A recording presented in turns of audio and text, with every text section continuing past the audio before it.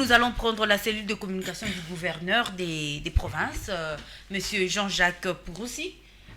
L'insécurité, la carence d'eau. Il y a des enfants qui sont décédés, il y a des femmes qui sont violées, il y a des petits-enfants qui portent des bidons d'eau. Il y a des incendies à répétition avec mort d'hommes. Il y a des corps qui sont ramassés. Qu'est-ce qui se passe, Monsieur Eugène Moubalama? Madame, vous savez que le gouverneur Jean-Jacques Pouroussi Sadiki était vraiment, c'est avant-hier qu'il venait d'être investi. Donc, aussitôt investi, à la veille, ce sont les incendies qui... Je ne sais pas si c'était un baptême de feu, je ne sais pas. Mais l'autorité provinciale est très déterminée à mettre la main sur la pâte afin de, sur la base, n'est-ce pas, de la continuité des services publics. C'est un principe. L'autorité provinciale est très déterminée. Vous étiez en train de la prononcer encore à l'époque de Théo Ngwabije dans ce studio. Hein, Madame, vous savez, comme je l'ai dit tantôt, je suis un homme d'État. Ça va, je suis un homme d'État.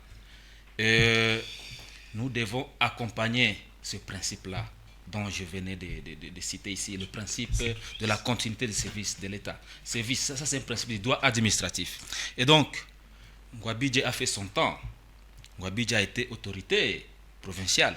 Il a fini, son mandat est fini. Il est passé député national. Il fait sa carrière à Kinshasa. Maintenant, c'est le moment du nouveau gouverneur Jean-Jacques Pouroussi, qui a aussi une vision. Parce que on sait voir la vision de l'autorité, c'est à partir de son programme de gouvernance. Et j'ai suivi son programme, combien ambitieux. Dès lors qu'il a été investi, tous les députés, sans exception,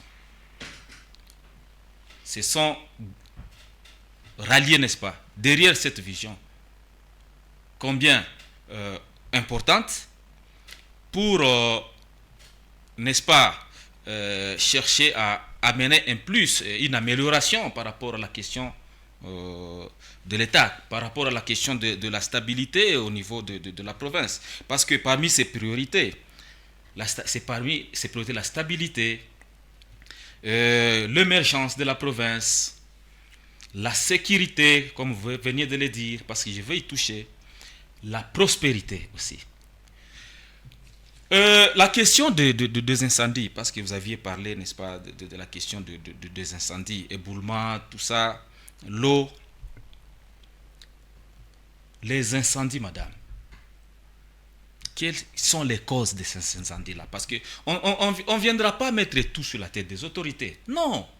Non. Il faut un effet de conscience. Moi, je le dis souvent, il faut un civisme. Hein? Il faut un peu du civisme aussi au chef de la population. Quelles sont les causes de ces incendies? La société civile est là. Elle nous dit qu'il y a un rapport qu'ils ont donné. Est-ce qu'ils ont identifié? Est-ce qu'ils ont touché ces causes-là?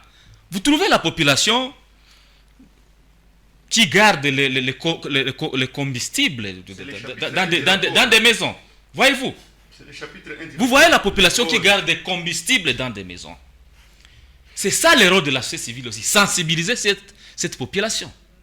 Et pas venir mettre tout à la tête du gouverneur. Je vous dis, le gouverneur venait d'être investi. Il venait d'être investi.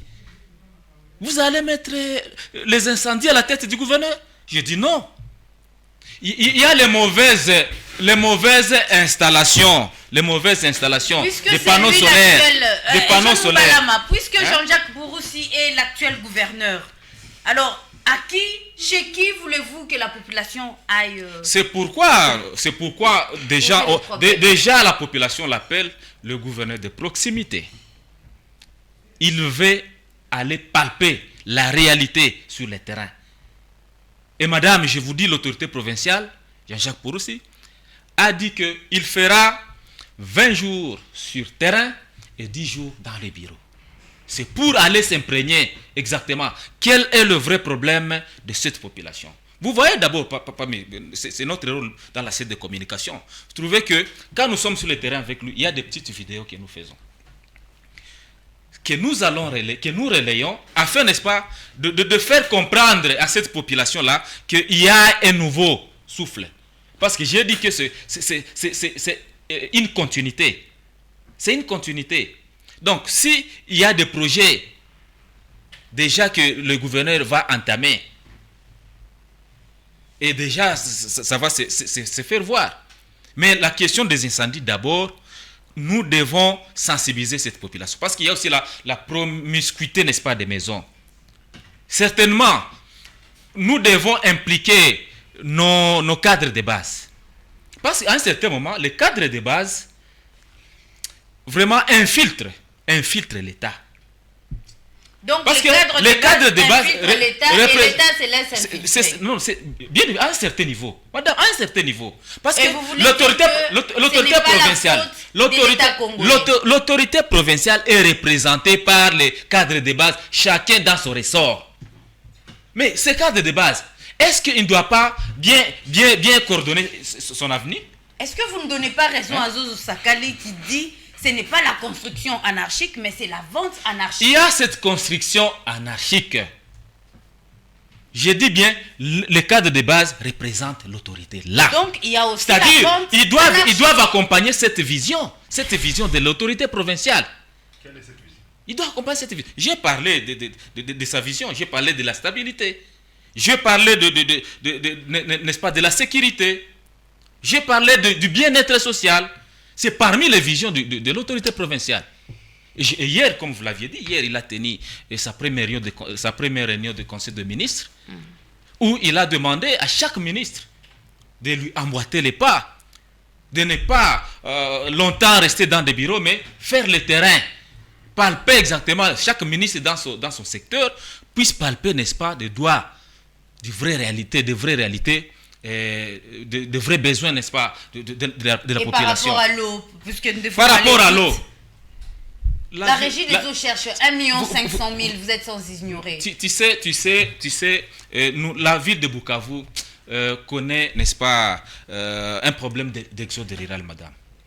Nous connaissons un problème d'exode rural. C'est ça qui fait défaut aussi. Parce que tout le monde qui vit au village veut venir, n'est-ce pas, se cantonner dans la ville. La ville de Bukavu était conçue pour ne fût-ce que 500 000 habitants, si je ne m'abuse. Mais aujourd'hui, nous sommes au-delà de 2 millions. Alors, quelle est la solution? Nous sommes au-delà de 2 millions. La solution, c'est quoi, Eugène Moubalama? La solution, parce que la population a besoin de l'eau. La solution, elle est en train d'être donnée. Il y a la question de l'eau de Mazigiro. C'est le gouvernement provincial qui a fait assez.